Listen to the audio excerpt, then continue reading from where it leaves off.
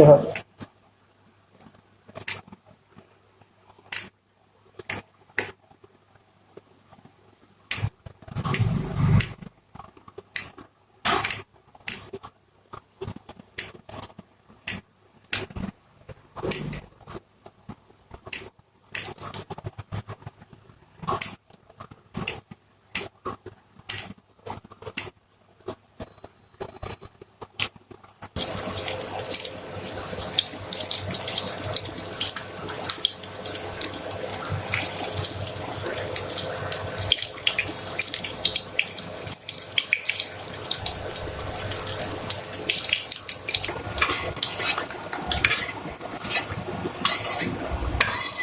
Chicken পকোড়াটা তৈরি হয়ে গেছে।